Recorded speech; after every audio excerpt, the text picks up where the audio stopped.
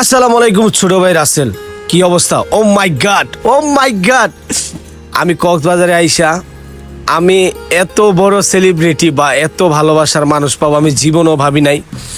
মানে কি কমু, মানে আমি নুমান ভাই, ইমরান ভাই, তারপর মনে করেন ওনাদের ফুল টিমের সাথে দেখা হয়ে গেল।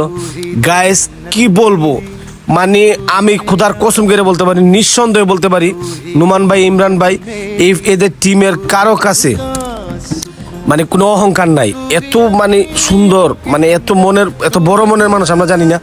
তারা আমাদেরকে বলতেছে ভাই আসো খাওয়া দাওয়া করে নো। আমি বলছি না ভাই, আপনাদেরকে দেখছি, আপনাদের সাথে দেখা করছি, এটাই অনেকটা ভালো লাগছে। কি বলবো গাইস, কি বলবো, মানে এত ভালো মনের মানুষ আমি কখনো দেখিনি। ওনারা আমাদের সাথে অনেক সময় দিয়েছেন। আমি বিশেষ করে নুমান ভাই, ইমরান ভাই, এরা এত ভালো মনের মানুষ।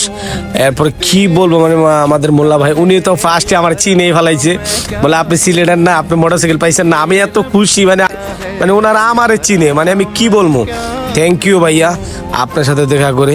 এই ছোট্ট ব্লগটা যদি আপনার সামনে পড়ে, যদি একটা কমেন্ট করে দেন, আপনাদের মানে ভালোবাসা আমরা সব সময় পাই। লাভ ইউ গাইস, সবসময় ভালো থাকবা।